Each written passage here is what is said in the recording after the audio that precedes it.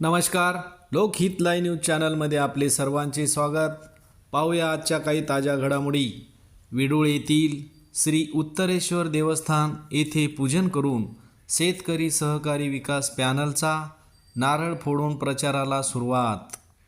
शुक्रवार दिनांक 23 मे 2025 रोजी 31 मे 2025 रोजी होऊ घातलेल्या कृषी उत्पन्न बाजार समिती निवडणुकीच्या प्रचाराला विडूळ येथील श्री उत्तरेश्वर देवस्थान येथे पूजन करून शेतकरी सहकारी विकास पॅनलचा नारळ फोडून प्रचाराला सुरुवात झाली आहे. या कार्यक्रमाचे अध्यक्ष ॲडव्होकेट संतोष जैन व सामाजिक कार्यकर्ते साहेबराव कांबळे, रामभाऊ देवसरकर, तातूभाऊ देशमुख, चितंगराव कदमसर, बाळू पाटील चंद्रे, शेख खाजाभाई, रामराव गायकवाड यांच्या मार्गदर्शनाखाली 18 उमेदवारांनी आपला परिचय देऊन प्रचाराचा नारळ फोडला. या ठिकाणी काँग्रेस पार्टी, शिवसेना उबाटा गट, शिवसेना शिंदे गट मिळून ही निवडणूक लढविली जात आहे. शेतकरी सहकारी विकास पॅनलचे प्रवीण पाटील मिरासे, विनायकराव कदम, मंचकराव चव्हाण, संतोष जाधव, सचिन देवसरकर, कैलास मोरे, दत्तराव रावते, कमल घाडगे, वैशाली वानखेडे, गजानन सोळंखे, राजेश कवाने, संतोष देवला जाधव, श्रीराम वानखेडे, विजय हनवते, विष्णू मुटकुळे, रुपेश भंडारी, तानाजी शिंदे, मोहम्मद रहिमोद्दीन हे उमेदवार रिंगणात उभे आहेत. या कार्यक्रमाला सर्व पॅनलचे पदाधिकारी, कार्यकर्ते मोठ्या संख्येने उपस्थित होते. खरं पाहिलं तर हे फार मोठं इलेक्शन आहे असं मी गृहीत धरतोय, परंतु मतदार कमी आहेत. इलेक्शन फार मोठं आहे आणि मतदार कमी आहेत. इलेक्शन मोठं याच्यासाठी म्हणतो की हे विकासात्मक आहे, शेतकऱ्यांच्या जीवाभावाचा प्रश्न आहे, ती एक समस्या आहे. त्याला APMC मार्केट कमिटी म्हणतोय आपण, ती आहे. त्याच्यामुळे इलेक्शन मोठं आहे आणि मतदार कमी आहे. मतदार कमी म्हणलं तर विधानसभेला 3,18,000 होतं आणि इथं फक्त 1400 आहे, म्हणजे 0.5% मतदान आहे. हा फरक आहे. आपण सर्वजण म्हणतोय की महायुतीकडे BJP होती, सेना होती, मोठे मोठे मंडळी होती, मोठे मोठे पक्ष होते, त्याच्यामुळे त्यांचं पारडं जड होतं. परंतु योगायोगाने सर्वांच्या कदाचित मनातली कल्पना असेल म्हणून आपल्याला शिंदे गट सोबत आलाय चितंगराव कदम सरांच्या सहकार्याने. त्याच्यामुळं आपले पारडं कालपासून जड झालं.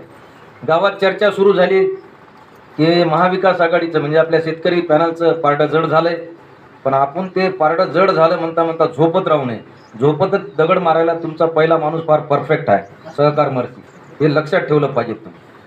आता त्यांचे नातू आहेत, ते नातवाला न्याय देऊ शकले नाही तर तुमच्या आमच्या सारख्या माणसाला काय न्याय देऊ शकतील हा आम्ही विचार करण्यासारखा विषय किंवा विनंती आहे.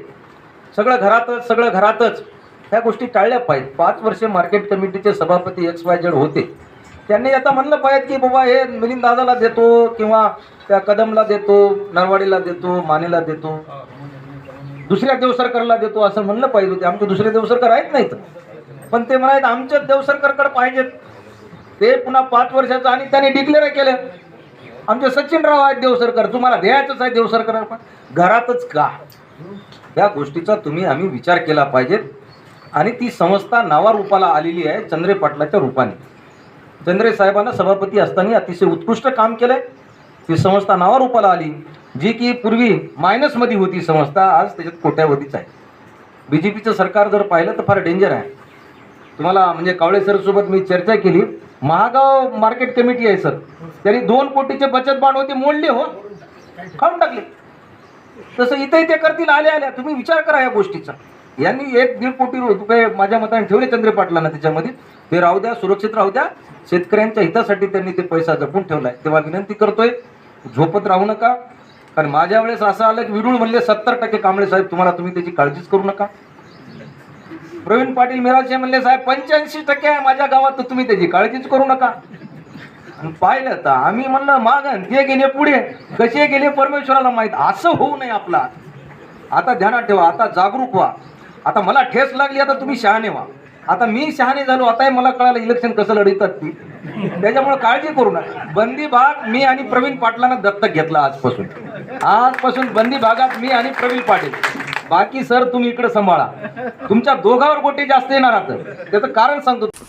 या भागातून आलेले सर्व सोसायटीचे अध्यक्ष, उपाध्यक्ष, सर्व सन्मान्य संचालक मंडळ, ग्रामपंचायतीचे सरपंच, उपसरपंच, सर्व ही निवडणूक या ठिकाणी होऊ घातलेली आहे आणि फक्त आता निवडणूक प्रचाराचा जो काही कार्यकाळ आहे हा फार कमी आहे. फक्त 7 दिवसाचा कार्यकाळ आहे आणि 7 दिवसामध्ये जवळपास 92 ग्रामपंचायती, 47-48 सोसायट्या, जरी संख्या कमी असेल 13 आणि 7, 9, 11 जे काय असतील ते, परंतु प्रत्येक गावाला जाऊन त्या ठिकाणी जे काही मतदार असतील, जनतेचे काही लोकप्रतिनिधी असतील सोसायटीचे आणि ग्रामपंचायतचे, त्यांना भेटी घेऊन आपले जे काही मत आहेत. सर्वात मोठे निवडणूक असं म्हणलं तर वावगं ठरणार. पूर्वी काही वर्षापूर्वी सहकार क्षेत्र म्हटलं तर आपल्या तालुक्यातली सर्वात मोठी निवडणूक म्हणून वसंत सहकारी साखर कारखान्याच्या निवडणुकीकडे बघितलं जायचं. परंतु दुर्दैवाची बाब आहे की वसंत सहकारी कारखाना एका खाजगी व्यक्तीच्या ताब्यात गेला आणि मग आता तालुक्यातली जर का सर्वात मोठी कुठली संस्था सहकारी क्षेत्रातील शिल्लक राहिली असेल तर ती म्हणजे बाजार समिती.